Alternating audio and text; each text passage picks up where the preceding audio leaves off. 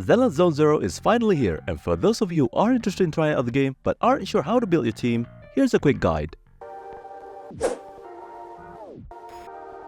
Gamer Braves. When considering team composition, it is essential to understand three things: character roles, attributes, and factions. Let's quickly go through the list of character roles and we'll explain later on what each role is when building a team. For character roles, you have attack, stun, support, defense, and anomaly. Now let's go through character attributes, which are basically elements. All agents are categorized into one of 5 attributes: physical, fire, ice, electric, and ether. Enemies come in different types and are vulnerable to different elemental damage. Organic and corrupted enemies being weak to fire type attacks, machines being weak to electric type attacks, mutants being weak to ice type attacks, and so on. So when an agent deals attribute damage, they inflict a certain amount of anomaly buildup. Once this anomaly buildup is maxed, which is indicated by the bar below the enemy's health bar called the daze bar, they'll be afflicted with an attribute anomaly debuff of the corresponding attribute. In addition to triggering daze, you can also combine 2 different attributes which will trigger an additional effect called distortion, which will deal extra damage. Basically, for each of the attributes mentioned earlier, physical will interrupt the enemy and deal massive physical damage and increase the daze inflicted on the target, while fire, electric, and ether deals additional damage, continuously interrupting enemy actions. While for ice, it'll prevent enemies from taking action for a certain period and trigger shatter at the end of the effect, dealing ice damage.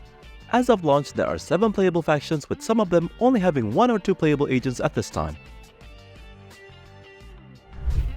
Now that we've gone through character roles, attributes, and factions, it's time to talk about team building. Team building prioritizes roles. The standard composition is attack, stun, and flex. Attack is pretty straightforward. They're the core or the DPS in every team when it comes to dealing damage, as their kit is centered around dealing big damage output to defeat enemies. Stun excels in crowd control, building up daze to stun the enemies and creating openings for your attack agent to deal damage.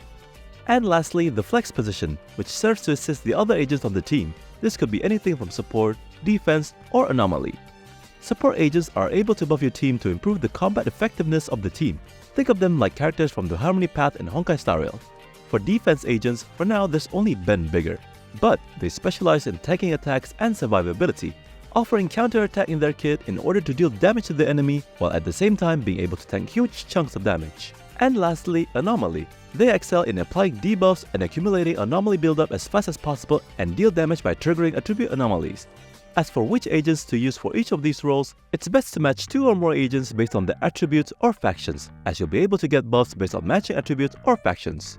That's basically all the things you should know about team building in Zenless Zone Zero. Hopefully this quick guide helped you out in your journey to becoming a better proxy. Which agent are you looking to main? Let us know in the comments below and we'll see you in the next video. Hello again, adventurers. Did you enjoy the video? Let us know in the comments below. Drop a subscribe to help the channel out. We hope you have a great day and keep on gaming.